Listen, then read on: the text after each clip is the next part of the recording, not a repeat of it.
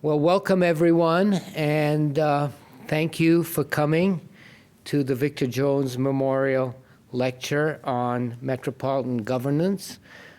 I'm Jack Citron. I'm the director of the Institute of Governmental Studies, which is co-sponsoring this lecture along with the Charles and Louise Travers Department of Political Science here at Cal, at Berkeley on campus, and the Associated of Bay Area Governments, known familiarly as ABAG, I believe.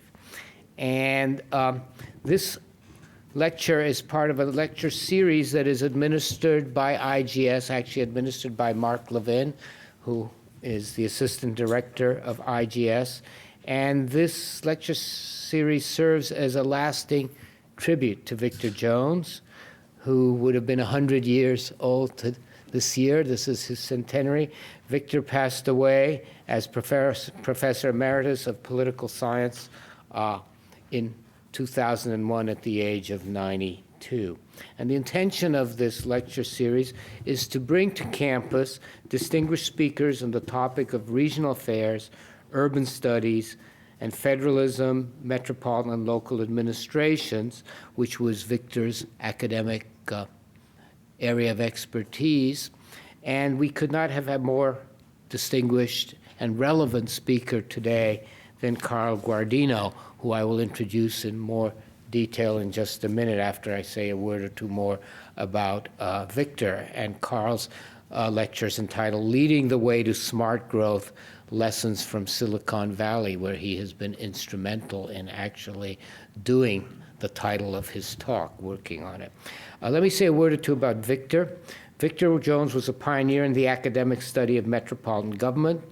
His book, Metropolitan Government, published by the University of Chicago Press in 1942, actually laid the groundwork for a generation of scholars that studied post-war urban governance issues.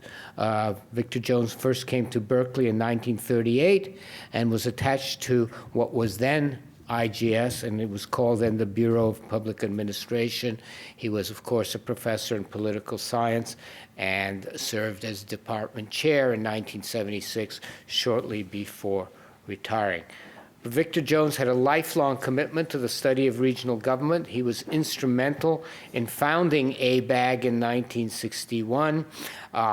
He worked on regional issues such as environmental quality, land use, and state-local financing of public projects, all of which have enduring relevance. His interest in federalism actually also led him to be a founding member of the Canadian Studies program here on campus in 1982, and he was active in that as well.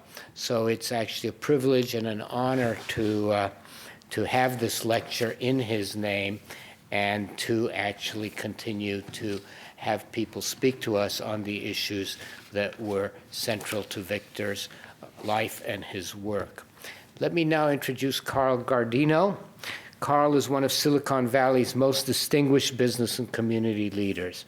He is the president and the CEO of the Silicon Valley Leadership Group, a public policy trade association that represents more than 200 of Silicon Valley's largest and most respected companies. Carl was born and raised in San Jose. He received his BA degree in political science from San Jose State University, and he is now a distinguished alumnus. It's a special honor of that university. In February 2007, Governor Schwarzenegger, appointed Carl to a 4-year term on the California Transportation Commission, and he serves on numerous other boards and is actively involved in too wide a range of community organizations and projects for me to name. But let me just mention a couple of things that he has done that focus on his efforts to make regional government effective and life in the region more livable. In the area of transportation, he managed ballots measures A and B in 1996 that has funded 19 key road and rail improvements with $1.4 billion. And he's been instrumental in generating support for the measure that's going to bring BART to Santa Clara County improve Caltrain and other transport improvements. And in the housing area, he co-created the Housing Trust Fund, which has helped 6,200 families to this date afford homes in high-cost, or formerly high-cost, I might say, Silicon Valley, although I suppose it still is high-cost, and raised more than $32 million in voluntary contributions for this effort. So he's done many, many things. He's been involved in civic and charitable activities and a leader in those areas. But with this long biography, I want to select out one of my own favorite items, is that he founded the Silicon Valley annual Turkey Trot Run, and is himself, and along with his wife, a marathon competitor, and competed in Ironman distance triathlon. So with that resume, Carl, welcome, and we very much look forward to hearing from you.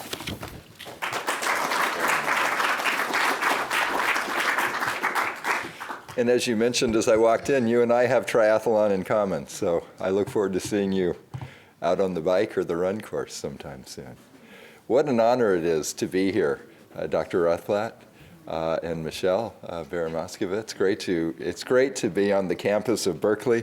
I'm often reminded that I didn't have the GPA to study here, but I had the good sense of marrying a graduate of the university. My wife, Leslie, received her master's in social work here at Cal.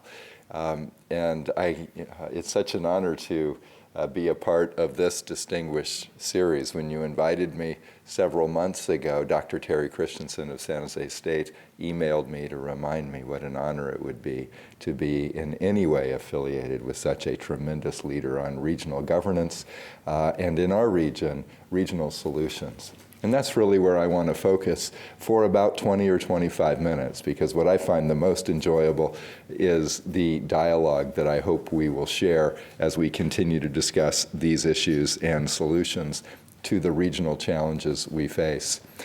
It was briefly mentioned a little bit about the organization that I'm proud to represent. Let me give you just a little bit more background. It was 31 years ago that another legend of our region, in addition to Victor, launched the Silicon Valley Leadership Group, and that was David Packard, the co-founder of Hewlett-Packard.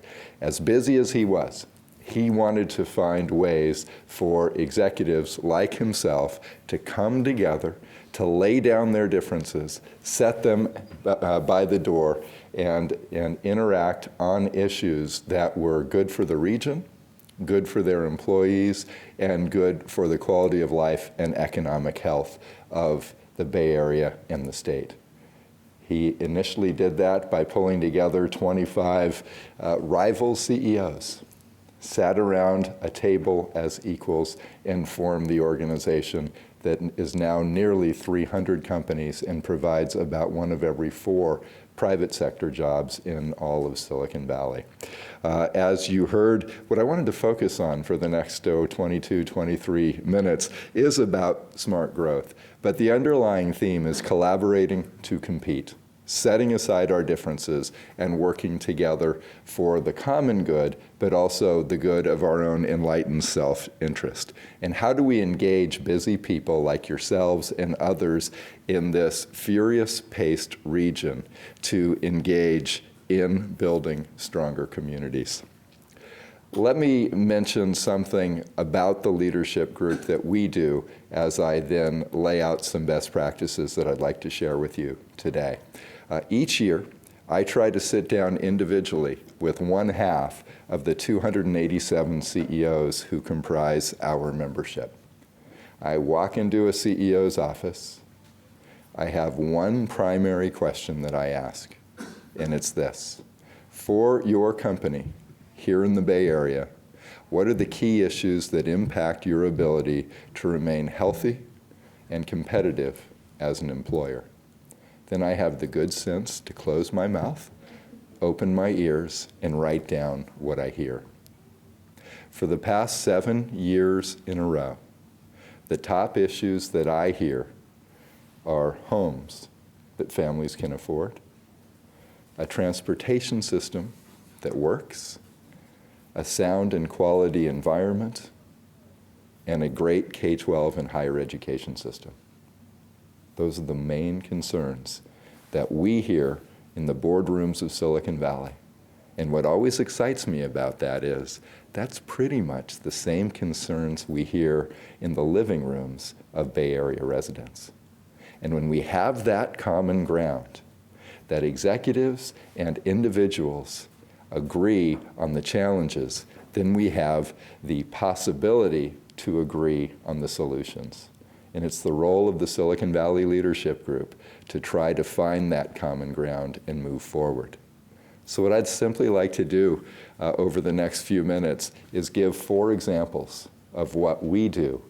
But equally important to what we do are the principles behind how we do it. And then we'll wrap it up and open it up to questions. The first 2 examples are around our work in bringing together collaborative efforts within cities in Santa Clara County. And I'm going to focus on housing for the first 2 examples. The third example will be around work that we've done within Silicon Valley, and we'll use transportation as that example. The final example will be with work that we are about to publicly release next week around the environment, and it will be a Bay Area-wide example. So let's start in Santa Clara County with 2 examples around housing. And a key DNA factor of every CEO within our membership is a willingness to take risks. And no better example, I believe, is around a housing effort that we launched about 7 years ago called the Housing Trust Fund. Are any of you familiar with housing trusts? 4 or 5, 6 are? Well, let me mention then the housing trust that we established. 7 years ago, I'm sitting in my office, and a very small nonprofit called the County Collaborative on Housing and Homeless Issues, the longest business card I've ever seen, walks in, asks to meet, and they share with me that at that time, there were 275 housing trusts in the United States. All of them were funded by taxes or fees. Silicon Valley, as dynamic and innovative as we like to think it is, was not one of those 275. And they said they wanted to roll up their sleeves and help, but they knew as a very small nonprofit that they couldn't do it alone. It's a good lesson because none of us can do anything bold alone. So they reached out to business when they were affordable home advocates on the common ground of housing for families and said, let's establish a housing trust together. And it was a fascinating 6 months because the first thing we did, as we often do around a major issue, is find out where's the public. Why? Those 275 housing trusts were all funded by taxes or fees. And as we all know in California, if you're going to have a tax or a fee, you have to go to voters for approval. And we weren't against that. We weren't against taxing ourselves or having a fee, but you have to make sure voters are with you. So we hired a pollster, very expensive one, invested $25,000 of our members' money on that poll, brought together about 80 very unique leaders from different constituencies from throughout Silicon Valley. The poll results came back. Good news, and bad news. Good news, even 7 years ago in Silicon Valley, people felt that the cost and availability of homes was a problem. Good news, they felt that a housing trust was a pretty innovative way to address the problem. Bad news, they didn't want to pay another cent in taxes or fees to fund it. 80 people in the room, 79 walked out grumbling, ready to lynch the pollster as if it was his fault for the bad results. One person who worked for me at the time came bounding up to me, incredibly excited about the results. By the way, the results, 20% said they'd vote for a tax or a fee to fund the housing trust. I've never seen a campaign win with 20% of the vote. And yet this young lady was incredibly excited about the results. And I tried to calm her down, wondering what we had slipped into her coffee cup that I didn't get. And she said, Carl, this is great. This is Silicon Valley. We don't have to do things the way that 275 regions around the country have done it. And with that spark of an idea that we could be innovative in our approach, we decided, why don't we try voluntary donations rather than a tax or a fee? It was a great lesson. When the door is locked, check the window. There may be other ways to the goal that you're pursuing. Well, we set up an advisory group of builders and lenders and realtors and housing advocates and said, come up with a model where we can be effective with voluntary contributions. They came back many months later, and I'll never forget, they came in and said, Carl, if we can raise $20 million, we might be able to do something. It's a lot of money, but I looked at them, I was having a cynical morning, and I said, 20 million sounds like 2 homes in Los Altos Hills. They said, Carl, you're right, but you're missing the point. 20 million with the approach that we want to use will leverage about 200 million in private development. And with that amount of money, we should be able to initially help about 4,800 families and a spectrum of need that represented the entire community. 1/3 for first-time home buyers. We get that. We're employers. Our workers need homes so that they can get rooted in the community and stay. 1/3 for affordable rental homes. Okay, as employers, we get that too. Some of our workers need to start that career, save money, build equity towards the first home. The last third was for affordable, for shelters, transitional housing, and assistance. And that was a little harder for our CEOs to wrap their minds around. But as we talked and realized that everyone in our valley is part of the fabric of our success, those barriers came down as well. Well, 4,800 families isn't the entire need, but we knew it would be life-changing for those folks. Plus, the model they'd come up with was that mainly it was loans rather than grants.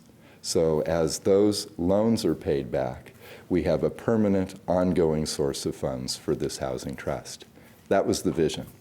Here's the risk part. We hired a very expensive, lovely financial fundraising consultant. She told us everything we needed to do. She drew this beautiful pyramid on a sheet of paper and said, yeah, you have to have a top gift of this amount, the next 2 gifts at these amount, the next 3 at this amount. It was a lovely picture.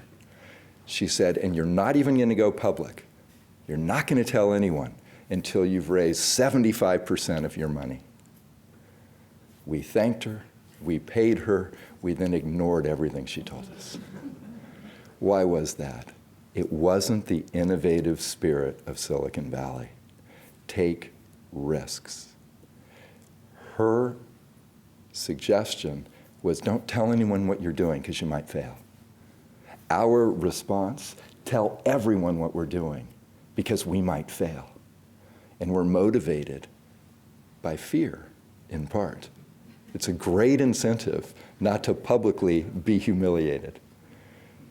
So we gave ourselves 24 months to raise $20 million on an issue in our valley where no one had raised anything near that, on a concept that had not been done anywhere in the United States in a voluntary model. Well, just because people felt like it would be fun to play tricks on us, 10 months into the 24 months is when the dot-com boom busted. And Silicon Valley's economy lay flat on its back for nearly 3 years. But 24 months later, August 1, 2002, we had met and exceeded the goal. We raised $20.6 million in voluntary contributions. 2 out of every $3 from private individuals, private employers, or private employer foundations. 1 out of every 3 from our 15 cities and towns and the county that comprise Santa Clara County. Everyone participated. Well, we were wrong, by the way, about our estimates. Sometimes you are in life.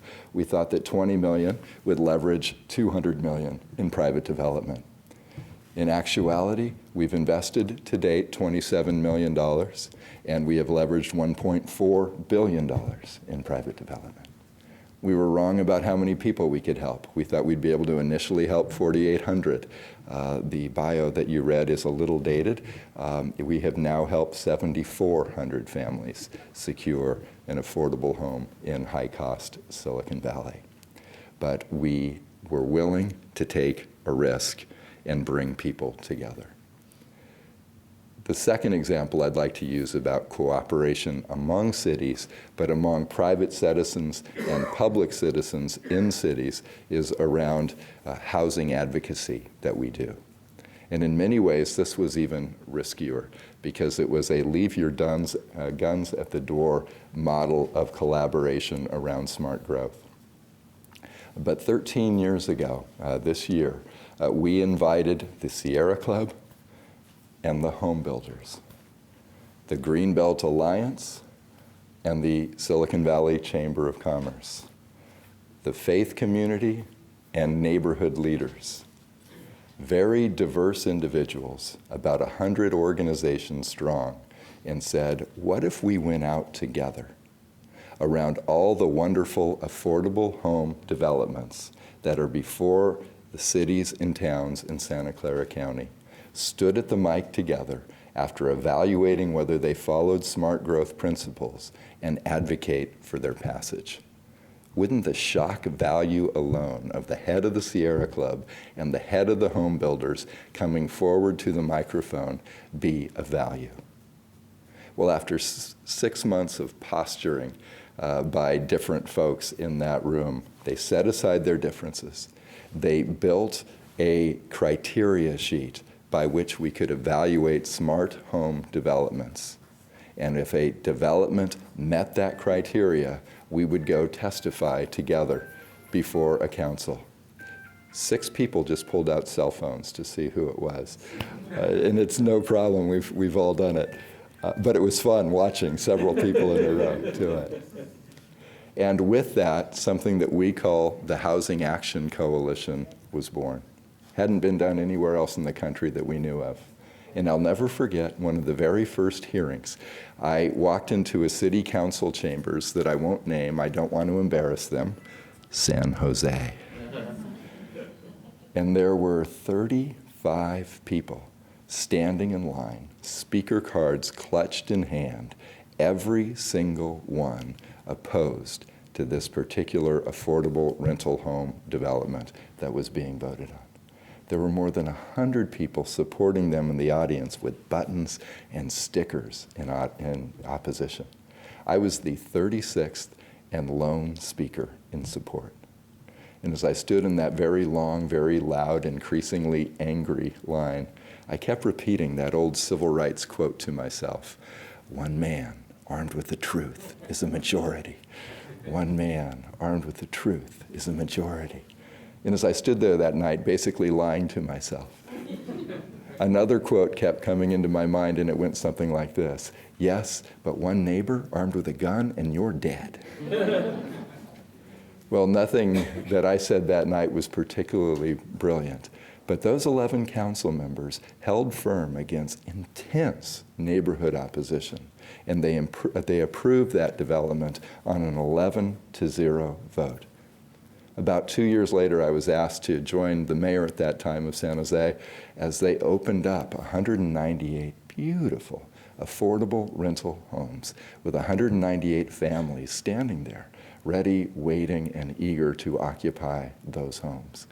And as I stepped down from the podium that day, after making brief remarks, the 2 gentlemen, and they truly were and are, the 2 gentlemen who had organized all those neighbors to come out and oppose that smart growth development, were gracious enough to be there.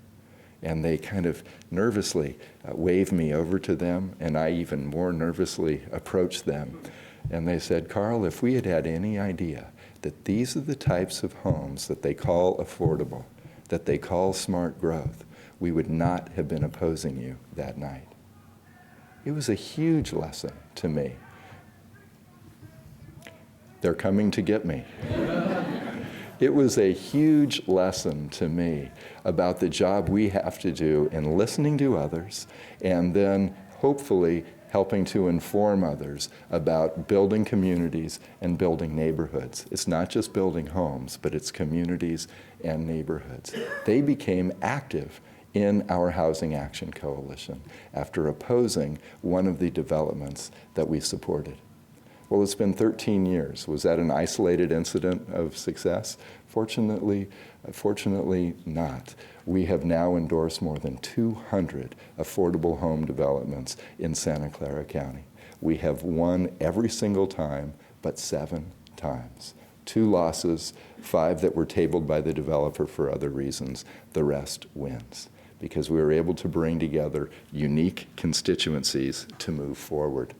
The principle I want to share, though, isn't just a success, but it's a principle that we call our 95-5 principle.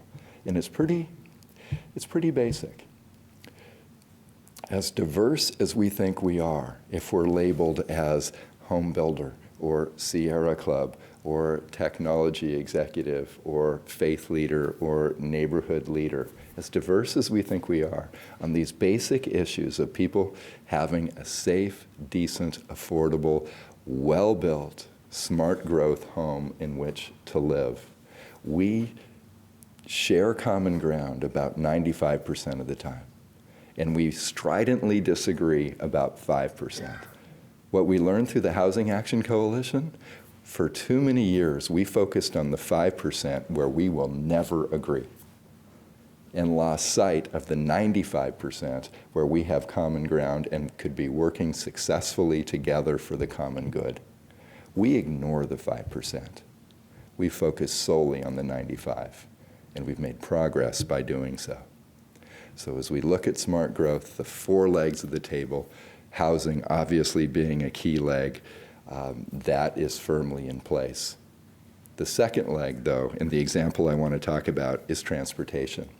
And from a Silicon Valley-wide example, you kindly mentioned the 1996 Measures A and B, 19 road and rail transit improvements passed with a half-cent sales tax. That was actually following on to the first half-cent sales tax measure that we also led in 1984, the first in California's history, that delivered all 3 transportation improvements on time and on budget, ended after 10 years as we promised, gave us the credibility to go back to our fellow taxpayers and say, you trusted us once and we delivered, might you trust us a second time? It was a wonderful success, but it underscores a principle that I want to build on. So I'll ask a question. When do you feel more ownership? If you've bought something or built something?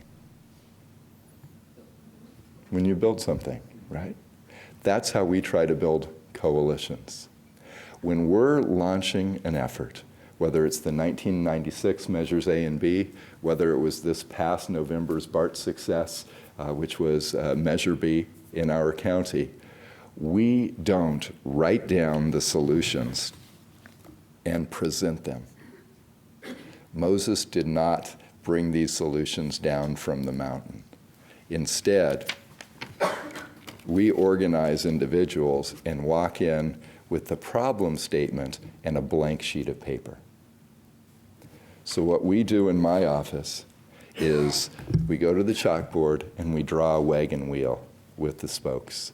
And on every spoke, on the challenge we're trying to address, we simply say, who cares about this issue? If it's transportation, then we write down all the constituencies that care about it. The environmental community, the business community, the realtor community, the public sector community. We go all the way around and we identify all the constituent groups and individuals that we can think of. They are all invited to the first meeting to build the product rather than to the last meeting to buy the product.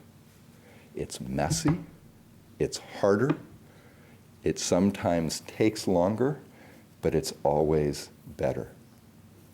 In 1996, that allowed us to bring in more than 100 folks, build the poll with us about what voters want and what is good policy. Build the campaign with us. Let's work through the entire effort together. Even if not everyone agrees with the solutions, they feel respected by the process. And that retains your ability to work on that effort, but also on future efforts together, even if there isn't common ground on this one. That really paid off this last November. In December of 2007, we pulled together a similar group of stakeholders, incredibly diverse, because we felt that November 2008, remember this is December 2007, in the robust economy that we have, what we said in December of 2007, with the stock market at almost an all-time high, November 2008 is our chance to pass a new sales tax to fund the operations of bringing the BART system to Santa Clara County and Silicon Valley. We knew it because the economy was hot. As we all know, 11 months later, the economy was not hot. And we were going through the steepest decline we've seen at least since 1981 and 82. But we built the foundation by bringing together stakeholders, having them build a product, and then together bring it to our fellow taxpayers and voters. The result, in a state that requires a 2/3 vote on a TAX, 66.78% success. On election night, the registrar said we didn't have the votes, needing 66.67 and having 66.20. But a month later, as all 120,000 absentees were added to the 500,000 plus day of or early voters, and then as those wonderful provisional 27,000 ballots were counted, mainly college and university students that we had targeted who weren't sure where their polling place was but found a place to vote, we were able to declare in mid-December success for that 30-year 1/8 of 1 cent sales tax.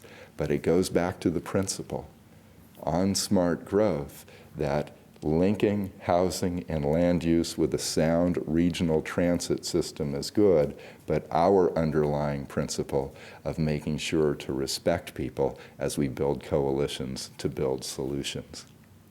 The third leg that I'd like to quickly mention and provide an example, I have to swear you to secrecy because we will not publicly release this until next Friday, March 6th. But it is the Bay Area-wide example that I wanted to share. And the principle at the leadership group is a simple one. At the end of the day, do we care about making headlines or headway? So it's a real gut check about motivation. I'm not sure who said it, but I love the quote. It's amazing what you can accomplish when you don't care who gets the credit. Next Friday, after 18 months of laborious work, fine-tuning, and negotiations, Mayor Gavin Newsom, Mayor Ron Dellums, Mayor Chuck Reed will stand with the CEOs of the Silicon Valley Leadership Group, the Bay Area Council, Joint Venture Silicon Valley, and the California League of Conservation Voters as we unveil and reach out more broadly to the rest of the Bay Area community a 10-point regional compact on climate change, covering land use, buildings, transportation, housing, and every other component that we know is an ingredient to impacting climate change. 10 quantifiable goals, each with timelines and very aggressive targets. The challenge will be then trying to enlist the other 95 cities in the 9-county Bay Area and the 9 counties to join this effort. It was put together through the lens of the Association of Bay Area Governments, the Metropolitan Transportation Commission, the Bay Conservation Development Commission, and the Bay Area Air Quality Management District. 18 months of work, but now the real work will begin after next Friday as we actually build an even larger coalition, Bay Area-wide, challenge, motivate each other, realize economies of scale of instead of every little city and town or big city and town trying to do something different, all of us collaborating to do something together as well as what works uniquely in each of our communities. That is our goal in smart growth, linking executives with employees, elected officials, and the broader community around housing, transportation, education, and the environment to build a better Bay Area. I'm going to end, if I may. One of my heroes in life, perhaps yours too, has not been on this earth for several decades, but it was Helen Keller. And I studied her a lot growing up because I was amazed at what she could accomplish with such adversity in front of her. And a true story, near the end of her public speaking career, because she would travel around the United States, she was speaking at a small Midwestern college. And at the end of her remarks, a young man, a young student, came up to her and asked the question that I'm sure was on a lot of people's minds. And it was, Ms. Keller, how can you have done so much when you have lost your sight? And she responded very matter-of-factly, never too concerned about losing my sight. My concern is if I ever lost my vision. And the goal of the leadership group, our nearly 300 CEOs, is that collectively we have to have a vision for our region that makes sure that everyone who forms the fabric of the Bay Area can afford to live here, work here, commute here, and contribute here.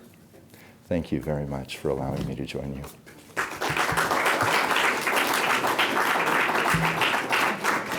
We're going to have a Q&A session now, so I'm going to let Carl select, and please speak into the mic since this is being webcast. Any questions?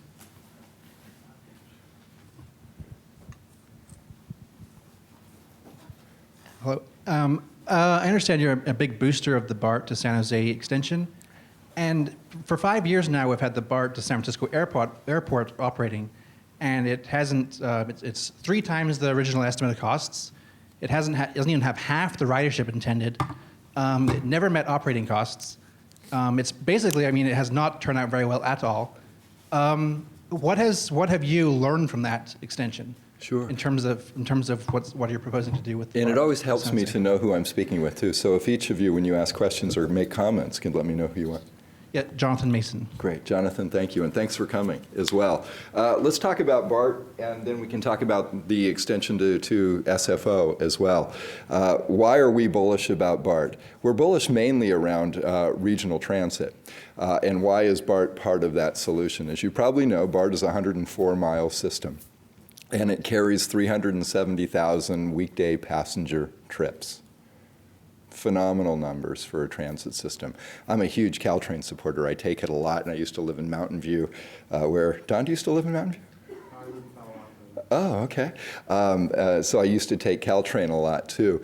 So another great system. Caltrain, just to put it in perspective, 80 miles, so about 4/5 of the BART system in terms of track miles, and carries about 36,000 weekday passenger trips. So BART is carrying about 11 times that amount. People vote with their feet. It's a great system. It's incredibly well used. And the fare box return, haven't checked this month, but is normally right around 60%.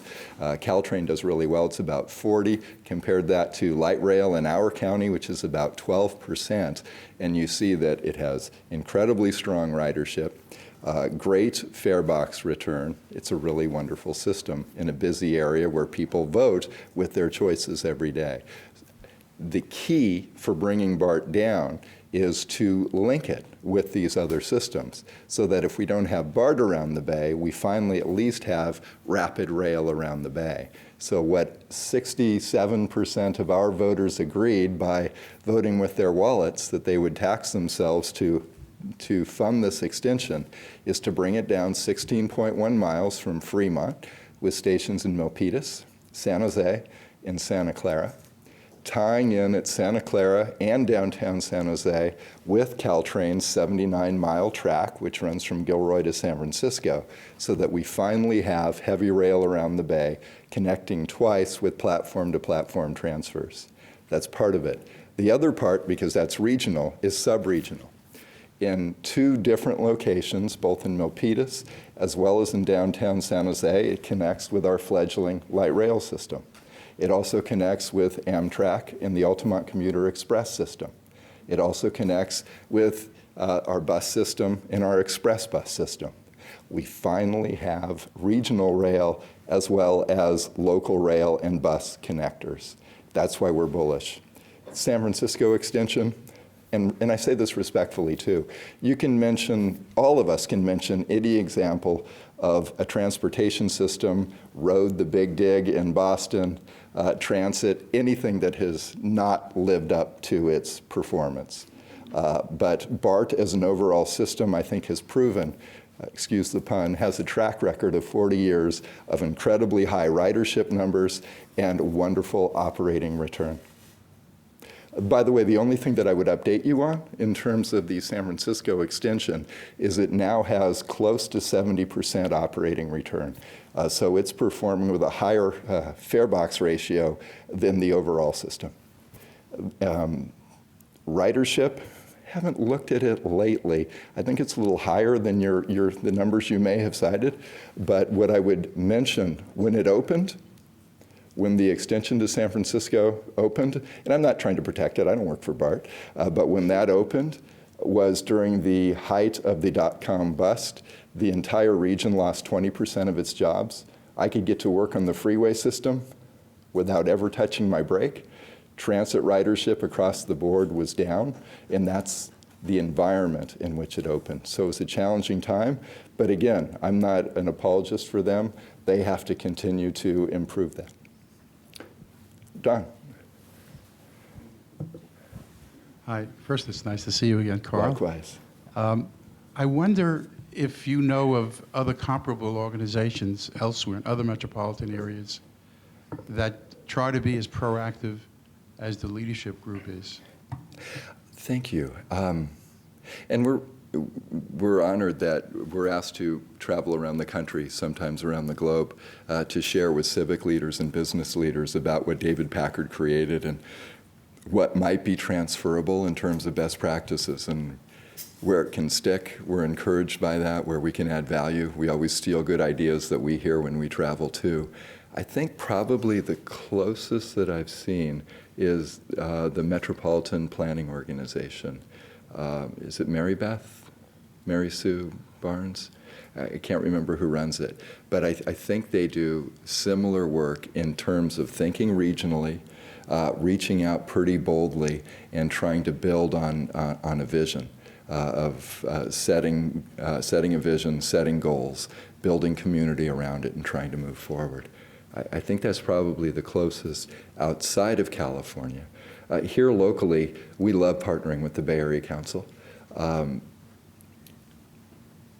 Like us, especially for a business organization, they take some pretty bold stance.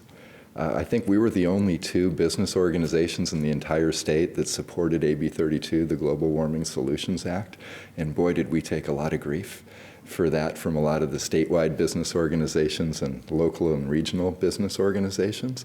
But we knew it was the right thing to do. We still believe that. We're very proud of the scoping plan that the California Air Resources Board released in December and stand next to that. SB 375, the President of the State Senate, Darrell Steinberg's work around tying in housing, land use, and transportation and the funding involved with it that passed last year. I think the Bay Area Council and the leadership group were about the only 2 business groups in California to initially support it. So there are a few, but it's still pretty rare. Do you think it has something to do with the fact that Silicon Valley has this reputation, I think well-deserved, of innovation and, as they say, thinking outside the box, looking for new ways of achieving goals, and thinking also at the same time very broadly, not limiting the actors that you might normally engage with in the private sector? Yeah, and that's where my job is fun. Because when people are innovative, they're innovative across most portions, if not all portions of their life. When I go in and meet with those CEOs, as I mentioned at the beginning, and ask them what are their top concerns, what's wonderful about executives, as busy as international multi-billion-dollar CEOs are, once they've taken the time to defocus on the global competition they're in their business and focus on the question I've asked and identified a problem, their natural inclination is to figure out how to fix it. And that's the exciting part about Silicon Valley and the Bay Area, is we're a bunch of tinkerers. We're engineers, we're innovators, we want to fix things that we think are broken. Right. I'm not setting you up as like a new set of priests or something, but there are other technology areas in North America and elsewhere. Yeah, there are. And Southern California may not be that well known, but there are probably almost as many high-tech jobs in the LA area as there are here. Of course, Boston is another comparable area. Mm-hmm. You have Austin, the Triangle in North Carolina, parts of Colorado. So the question is, why here and not there, if you don't mind me posing it? And you never take your competition for granted. And of the 12 top tech regions in the United States, they all have their strengths. But I think a lot of it goes back to David Packard and the spirit of we're going to take that innovation to the problem solving to build better communities as well, still resonates. Our challenge, to be very transparent, is some of the newer companies that have been very successful rapidly and started on a global platform rather than traditional way that HP and others started locally, regionally, nationally, and then global, is how do we engage a lot of those very young, global from the start CEOs to engage in local and regional community efforts. So that's our challenge. But I think you're right on the seed, and the seed is that the innovative spirit of executives that are scientific, solutions-based, technology-driven, and the standard that David Packard set that you should get involved. I'll tell you a quick story to illustrate the point, and it's not an HP story. Craig Barrett. Heard of Craig? Yeah. Craig Barrett, former CEO, still chairman until May of Intel Corporation, 10 years on my board. No-nonsense guy. Hard exterior, heart of gold internally. He was our leader on our housing trust. And I'll never forget Craig's attitude about raising that first 20 million. We've now raised 37 million as we've proven it to be successful and been able to help more families, obviously. But for that first 20 million, as we rolled it out, Craig Barrett stood up at a lunch we were hosting with 1,400 community leaders, the head table alone of 100 Silicon Valley CEOs. And he stood up as we launched the trust and he said, I'm giving $1 million. Executives at the head table, stop looking at your feet, because I'm going to be calling you. And within weeks, I'll never forget, he called Carly Fiorina, who was CEO of HP at the time, and said, Carly, I gave $1 million to the trust. You weren't at the lunch. I'd like you to give $1 million. And that's just the innovative approach, the risk-taking approach. And by the way, Carly's response, to give you the end of the story, she said, you know what, I love, Craig, that your passion is affordable homes. My passion is public school teachers. If you can guarantee me my $1 million will go to help public school teachers buy a home in high-cost Silicon Valley, you've got my $1 million. Craig Barrett's response, sure. He then called me. He hung up, he called me and said, can we do that? And I said, sure. True story. And then we figured out how to do it. We'll take risks. We figure it out. It's not a ready, fire, aim mentality. It's still ready, aim, fire, but it's not ready, aim, aim, aim, aim, aim, and never risk firing. So it works well. And when you have that peer-to-peer positive pressure of a David Packard, of a Craig Barrett, of an Art DeGius, no matter who it is, that engages those other CEOs, that it's worth their time, it's worth their reputation, it's worth their resources to get involved. Yes? Hello. Thanks for a very inspiring talk. My Thank name you. is Zelda Bronstein, and I wanted to ask you about land use Yes. and development. You've talked about housing development. In the last year and a half or two, I'd say 3 of California's largest cities, including San Jose, have restricted conversion of their industrial lands for housing development. Yeah. I believe Mayor Reed, that was on a plank in his platform. Mayor Dellums also supported that. And also Los Angeles Mayor Villaraigosa supported that. How does industrial retention fit into your vision of smart growth, and how does it work in Silicon Valley? Thank you. You don't always win. Mayor Reed and I are very close professionally and personally. I respect and value his green vision. He's, of course, joining us next week after really working shoulder to wheel for the last 18 months on the Regional Compact for Climate Change. We co-chaired together the most recent BART campaign. We co-chaired the 2000 campaign for Caltrain, BART, and light rail. We've fought a lot of battles together. We disagree on industrial conversion to residential, and we lose. We lose on that fight, unfortunately, with him much more than we win. So you can't win every battle, I guess. We are for more conversions.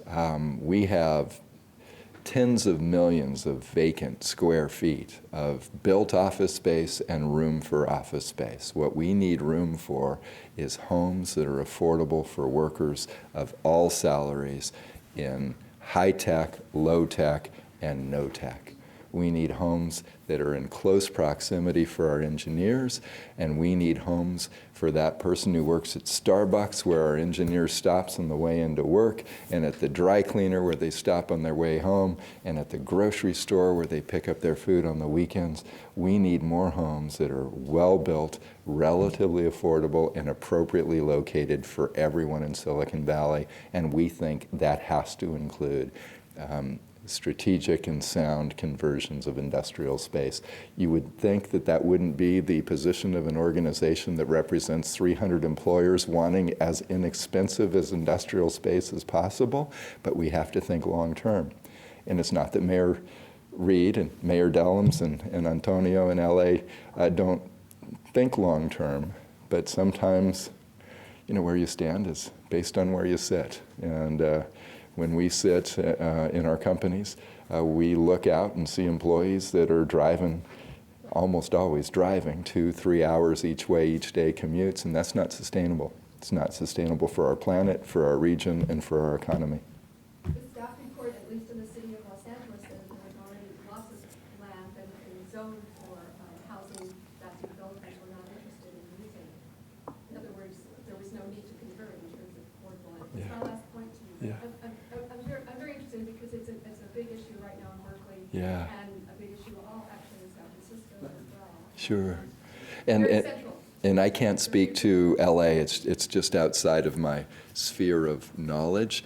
But in Silicon Valley, which we define as all of Santa Clara County, most of Alameda, most of San Mateo, at least southern Alameda, and a portion of Santa Cruz counties, we need more well-built, smart growth homes for our workers. And if that means giving up some of our industrial land to reuse or for its first use, we're for that. And we lose almost every time on that issue, unfortunately. Come to Berkeley. You'd win. Good. I'm glad you're building more homes. That's good. Yes, sir. Yes, sir. Steve Sanders with the Institute for Local Government. Nice to see you, Carl. Likewise, Steve. I had a question for you because you mentioned Senator Steinberg's SB 375. Yeah. And we're about to embark on a major experiment in regional governance through that, which is, can state, regional, and local actions be aligned around land use and transportation using mostly existing processes and all existing institutions to achieve very ambitious climate goals? Yeah. And so based on sort of your experience of overcoming antipathies or at least suspicion on the part of stakeholders, and I would say the relationship between for example, local officials and state government might not be the most robustly wonderful. Yeah. What advice would you give to state agencies or regional agencies or local officials as to how to make that process actually work and result in the goals that we want to see for climate change? Well, you know, I have to admit, Darrell Steinberg is a dear friend of more than a decade. I respect him immensely. And Governor Schwarzenegger has been a great friend of Silicon Valley on so many issues around innovation and the environment that has forged a great partnership for the past nearly 5 years since the recall. We were heartened as an early supporter of SB 375 that Darrell never gave up the effort and took amendments from numerous sources to try to build a collaboration and a product that he could feel really good about getting to the governor's desk. And the governor's office called us several times as they were deciding, do we sign this, do we veto this, about it. And where they both came down, to their credit, Steve, was this is good, not great. This is a work in progress. So let's sign it knowing, Darrell Steinberg, Arnold Schwarzenegger, that we trust each other as honorable leaders, and we're not going to let this be enacted too far without cleanup legislation that we agree to in the next session. And now that we have the budget battle behind us, at least until the May revise of the budget, but now that we have this behind us, I believe they're going to focus on that cleanup legislation for SB 375. So my advice to anyone who would ever seek it is, as I said earlier about the blank sheet of paper, come in and bring in everyone that needs to be there, local, regional, state, public, and private. Don't reopen the whole bill, but those issues that both Darrell and Governor Schwarzenegger identified that they wanted to tighten up, have that robust discussion, introduce the legislation, and get it passed. But don't do it alone. Don't jam it through because you have the majority. Really work that process in a way that brings everyone back to the table. That would be my advice. And I call about once every 2 weeks, and we'll call more often now that the budget deal is done, to say, when are we going to start those conversations? It wasn't perfect, though. They knew that. But, you know, we're imperfect people, so nothing we do is perfect, and they know they can make it better. Yes, ma'am. Oh, I'm sorry. Yes, sir. Hi. Finally, this side of the room is getting engaged. The groom side was engaged, but the bride side was. Your name, sir? Yeah, good evening. My name is Mav. My question is focused on community. One of the things that I want you to address is a little bit of a sense of community here, and I'm going to make a little comparison to make my point clear. I lived in Boston for a little bit, and in the Midwest, and traveled to a few other places. And communities are usually formed by either building around a river, or by farming communities, or by something more permanent. One of the things here that you have is communities that are probably forming very, very fast based on people moving in just for work. So the question of communities seem to be very transient. And I typically find out when I go to San Jose that the people who know each other are the school kids, because they're the ones who meet, but most people who work do not know their communities very well.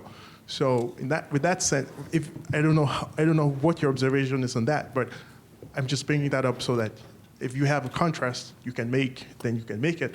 But if you see a little bit of my point, what innovative strategies do you think you can develop here to build the stronger kind of communities which I think would avoid some of the polarization that you find, or the kinds of coalitions you have to form which are only based on clubs and groups, and more around people who have developed a longer-term sense like you find in the Midwest and in Boston, who know each other. Boy, your comments really resonate Matt, because it gets to the essence, I think, of why we're all here and what we're trying to do. Because we're all different. And as we build community, we think the key ingredient is trust and common understanding. And the kind person who asks the first question, we may never disagree on BART, for instance. But that doesn't mean that we can't work together really collaboratively on other issues where we agree. I really think it's how you treat people. Let me give you an example. I might not get these quotes exactly right, but 2 quotes. And this is the public participation portion of the presentation, right? So think about, as we work on these issues, do an honest self-assessment. Which one best describes you? Okay? Winston Churchill is somebody I read a lot about growing up, because I was just amazed at what he was able to accomplish in war-torn England. And he has the famous quote about, "We have no permanent friends or permanent enemies, we have permanent interests." And for years I thought, gosh, that's so Machiavellian and cold. And I got past that. It may have been that, but the bigger lesson that I've drawn from that is, we may not agree on everything, but if we treat each other with respect on something where we disagree today, we can work together tomorrow. Because if you don't treat people badly, then you haven't caused any permanent damage. The other quote is, again, I can't remember which Roman emperor, but a Roman emperor said this: "Neither the favor of any friend nor the insult of any enemy will not go unpaid in full." And I love that quote, but what a terrible way to live, and completely impossible way to build community and to build coalitions, because I think his message was clear. If you ever cross me, if you ever get on my bad side, watch out, I'm going to get you back. And even if you agree with that person 99 out of 100 times, if you disagreed once, and I think we all know people like that in either the private or public sector, if you disagree once, you're on their bad list forever. And you don't build trust that way. And so as we build community, it's bringing people in early and showing trust, but being able to honestly disagree. We're not going to agree all the time. My wife doesn't agree with me all the time, and she's right, and I'm not. There's something about community and trust and long-term relationships. We're not perfect. We probably make mistakes in that regard on some occasions, but overall, we just try to understand that not everyone's going to be on our side. Chuck Reed is a great example on the industrial zoning issue that you mentioned earlier. Great ally, but we're not going to let one area of disagreement come in between a great working relationship. The gentleman on BART, another example. We don't have to agree on every transit system or every ballot measure to work well together. So I would share that. We have time for one last question. Great. My name is Ruth Berger. I live in Berkeley, but I lived in Palo Alto for many years, and I worked all over the counties here as well as the country and the world. And I admire tremendously your organization and your focus and your ability, obviously, to bring other people together on these issues, which takes personality as well as skill. Thank you. A number of things occur to me, and I'm trying to pull the threads together. One hears selectively, and I have been concerned on all the issues that you've mentioned and actively involved in them. Thinking back to Palo Alto, which is so focused on, has such a car mentality, because I remember many times walking along the street. We lived fairly close to downtown, and I would walk, and people that I didn't know would stop me on the street and say, "Has your car broken down? Can I help you? Can I take you? Is there anything wrong?" Wow. And as I say, that was the mentality. Moving ahead on this, I cringe. We all hear selectively, and I cringe when I hear about money going for the extension of this road and the widening of that road. Sure. And I know that it's necessary, but it becomes part of Murphy's Law, and then it has to be extended and expanded and so on. So, and especially on a national basis now, we hear money and jobs being attained by building the road system, which is necessary, but I don't hear anything much about local transportation. I'm wondering if some corner of your effort and the effort of a few other places that you mentioned that are doing the same thing on regional transportation, is there any national organization or something that can be done to make the concept that much more familiar and acceptable for people to start thinking in those terms of supporting Your the points regional are, transit? and your points are excellent. Take this in context, because our nation is going through a very tough time, and we do need bold solutions, and we need to try things. Not all will be successful. But as I looked at the nearly $800 billion federal stimulus package, and at the end of the day it ended up only having $40 billion for transportation, and because of the shovel-ready requirements, it's not that we don't need to fill potholes. And as somebody who cycles to work 4 out of 5 days a week, 33-mile round trip each day, on my bike, I don't like potholes anymore. I like them a lot less than even motorists do. But what a lost opportunity for, I think, a lot more bold, sustainable transportation solutions. I look at our state budget deal, and again, I don't fault the difficult position that Darrell Steinberg and Karen Bass and Mike Valines and Dave Cogdill and Arnold Schwarzenegger were in, let alone the other legislators, in trying to craft a deal that could get a 2/3 vote.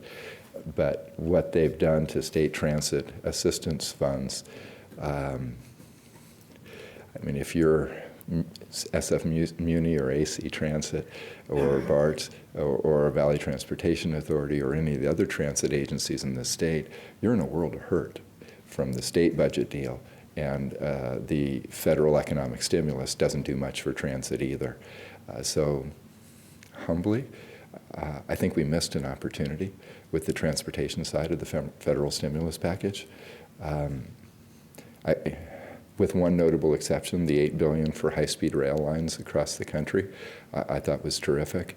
But in terms of other forms of transit, I think it was, I was hoping it would be much more robust and much more focused on more sustainable forms of transit, especially with the emphasis on clean and green tech, on smart grid for our energy system. There was so much there to like, but in California, where 38% of our greenhouse gases are by our daily transportation choices, in the supposedly green Bay Area, where it's higher, it's 41%, we're gutting transit of all forms. I can't end on that note because it's too depressing. One more question. One more question. Yeah. Nelson, why don't you guys? It can't be a downer. So. Nelson Graben, met you with Canadian Studies before. Oh, yes. I have a Machiavellian question, and that is, the way you're talking about the ability to organize and get people together and to work past difficulties and continue working and so on, you seem to give democracy a bad name, in the sense, if you compare what's been happening in Sacramento with what's been happening in the South Bay and so on, a lot of people might want to do away with democracy or those elected officials. What are you going to say to that? Sure. Next question. Michelle, thank you for coming. By the way, if you didn't know, you are incredibly well represented in Sacramento and DC, and Michelle Baer-Moskowitz is in the back of the room. No, it's a pleasure to see you. We're running buddies when we go to DC to advocate for the region's issues. I'm a huge believer in democracy, but I think our founding fathers wanted us all to be engaged. It is not It's a participation sport. It's not a spectator sport. When David Packard formed the leadership group 31 years ago, the media came to him and asked him why. And this is a direct quote. "Our job as CEOs is not to sit on the sidelines and either cheer or jeer. Our job is to get into the game and move the ball forward." It was positive, it was proactive, and it was accountable. And that was who David Packard is. Gives me chills to even think about the legend and the standard that he set. But it was, yes, public officials, you obviously are going to carry the biggest roles in the policy decisions, but you don't want us to be sitting like a stump. Do any of you remember John Vasconcellos? State Assembly member for 30-something years until term limits took him out of the Capitol. John tells a wonderful story, and John, proud, very liberal Democrat who represented Silicon Valley incredibly well, which, if anything, was viewed as libertarian and government just stay away from us for a very long time. But John tells the story of when he first met David Packard. He went to HP, asked for an appointment. David Packard came out personally to greet him. Brought him back to his very humble office in Palo Alto. So at first John was impressed, but then quickly turned off because David Packard, who was an imposing man, he was over 6'4", looked at John Vasconcellos, took his big hand, jabbed him in the chest, and said, "You need us. You need us to provide jobs and build products and strengthen the economy, and so that we can pay taxes that fund what you do." And John was put off by that until David Packard took the same two fingers, poked himself in the chest, and said, "And we need you to provide a good transportation system, homes for our workers, and a quality education system." The message was clear. Democracy, we need each other. We need public servants, and we need the private sector, and we need both engaged.